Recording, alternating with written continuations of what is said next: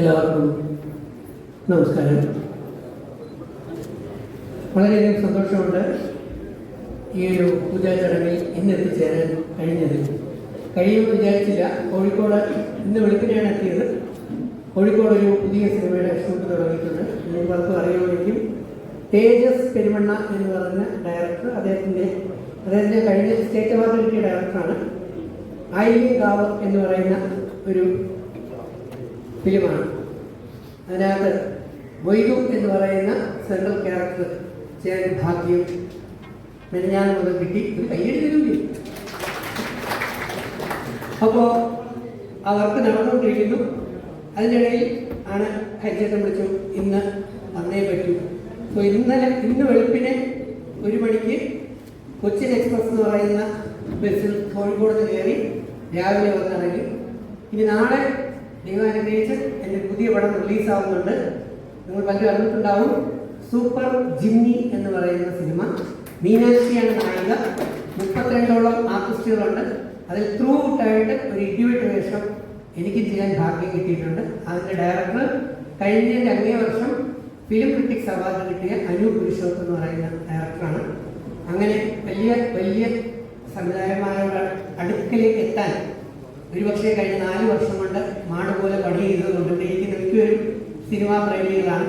പക്ഷെ ഞാൻ തമാശയ്ക്കെങ്കിലും പറയും, ഡേ വിൽ കം, ആ ദിവസം വരും.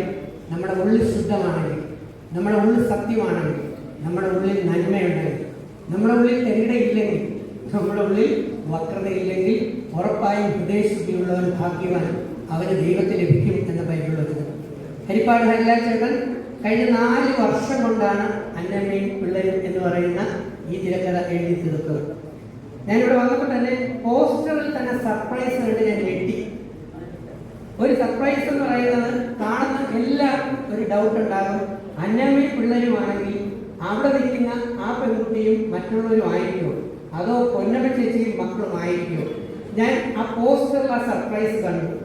അതുകൊണ്ട് തന്നെ എൻ്റെ അടുത്തുള്ള പ്രശാന്ത്, ഏഷ്യാൻ്റെ കോർഡിനേറ്ററും ഇപ്പോൾ 2 സിനിമ ഡയറക്ടറായി പോകുന്ന സുഹൃത്താണ്. അദ്ദേഹത്തിൻ്റെ 2-3 വർക്കുകൾ ഞാൻ ചെയ്തിരുന്നു. പുള്ളി അവിടെ നിന്ന് നല്ല ഗമയിൽ പ്രശാന്ത് അത്ര അടുപ്പാണ്. അതുകൊണ്ട് ഞാൻ അങ്ങനെ പറഞ്ഞു, അന്നമ്മേ അത് ഒന്നമ്മ ചേച്ചിയെ ഞാൻ ഒന്നും വിട്ടില്ല, ചിരിച്ചുകൊണ്ടേയിരുന്നു. അങ്ങനെ തന്നെ ഇരിക്കട്ടെ.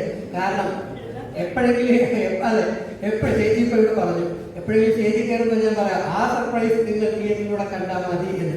അപ്പോഴത്തേക്കാണ് ഞാൻ ഗുരുവിനെ പോലെ കാണുന്ന ഇതിൻ്റെ സ്ക്രിപ്റ്റ് റൈറ്റർ വന്ന് 7 സർപ്രൈസ്, 7 ട്വിസ്റ്റുകൾ, 7 ടേണിംഗ് പോയിന്റുള്ള 7 ഞെട്ടിക്കുന്ന ഇൻസിഡൻസിലെ ഒരു ഇൻസിഡന്റ് ആ റൈറ്റർ ഇവിടെ ഒപ്പിച്ചു.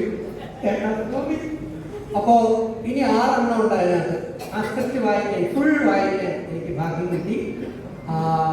ഇന്ന് വരെ ഞാൻ കുറച്ച് എഴുതുന്ന ആളാണ്, ഒരുപാട് ചിത്രങ്ങൾ കാണുന്ന ആളാണ്. പക്ഷെ ഇന്ന് വരെ കണ്ടിട്ടില്ലാത്ത രീതിയിൽ, നമ്മൾ കേട്ടിട്ടില്ലാത്ത രീതിയിൽ ട്വിസ്റ്റുകളിൽ നിന്ന് ട്വിസ്റ്റുകളിലേക്ക് വളരെ രസകരമായ ഒരു കുടുംബ സ്റ്റോറി, ഫാമിലി, ക്രൈം, പിന്നെ എന്തൊക്കെ ചേർക്കാൻ പറ്റിയ എല്ലാ സാധനങ്ങളും ചേരുവകയും അതിനകത്തുണ്ട്. ഫൈറ്റ് ഉണ്ട്, റൊമാൻസ് ഉണ്ട്, അതിനകത്ത് കോമഡി ഉണ്ട്, ആക്ഷൻ ഉണ്ട്, എല്ലാ സംഗതികളും ചേർന്നുകൊണ്ടുള്ള ഇടിവെട്ടായിട്ട്. പ്രത്യേകിച്ച് പറയേണ്ട, എഴുതിയത് ഹരിപ്പാട് ഹരിലാൽ എന്ന് 4-5 സിനിമകൾ റിലീസ് ചെയ്ത് കഴിഞ്ഞ് 33 വർഷം കൊണ്ട് സിനിമ ഇൻഡസ്ട്രിയിലുള്ള ഹരിലാൽ ചേട്ടനാണ്. അതുകൊണ്ട് തന്നെ സ്ക്രിപ്റ്റ് ബലമുള്ളതാണ്.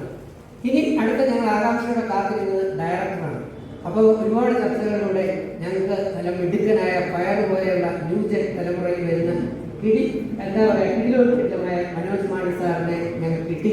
അതിനോടൊപ്പം തന്നെ ഞെട്ടിക്കുന്ന ക്യാമറാമാൻ DOP കിട്ടി.